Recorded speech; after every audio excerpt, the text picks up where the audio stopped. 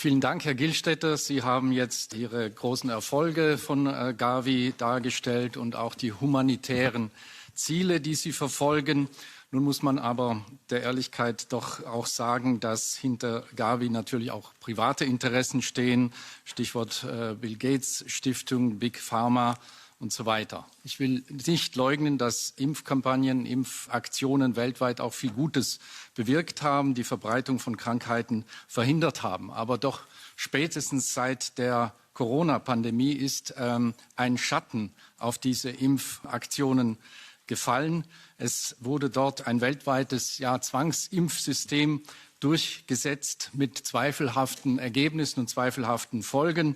Die Impfung hat, wie wir, glaube ich, jetzt wissen, nicht das gehalten, was versprochen wurde. Sie hat viel Schaden angerichtet und das ist bei weitem noch nicht aufgearbeitet worden. Die vielen Millionen Toten, von denen wir weltweit ausgehen müssen, die auf das Konto der Impfung gehen, das bedarf unserer Ansicht nach dringend einer Aufarbeitung. Und hier hat ja Gavi auch mitgewirkt an diesem System. Jetzt mit dem Pandemievertrag der WHO droht sozusagen wieder Ähnliches oder noch Schlimmeres. Die Staaten sollen jetzt Souveränität abgeben. Die WHO soll mehr oder weniger selbstständig entscheiden können, wann eine Pandemie stattfindet, also wann sie ausgerufen wird oder festgestellt wird. Auch hier wirkt ja Gavi mit. Und Sie hatten Covid erwähnt in Ihren Ausführungen, aber mit keinem Wort sozusagen Problematiken dieser Zeit erwähnt, auch Problematiken der mRNA-Impfstoffe, deren Unwirksamkeit und Schädlichkeit, wie schon erwähnt. Auch Turbokrebsfälle werden mit dieser Impfung in Verbindung gebracht. Im Gegenteil, Gavi hat sich gegen die Verbreitung von Memes, von Impfgegnern ausgesprochen, hat hier von der Verbreitung von Desinformation gesprochen.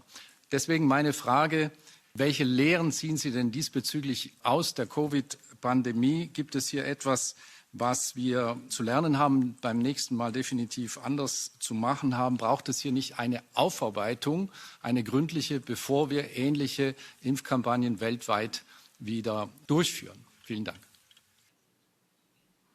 Eine der Lehren, die wir aus Covid gezogen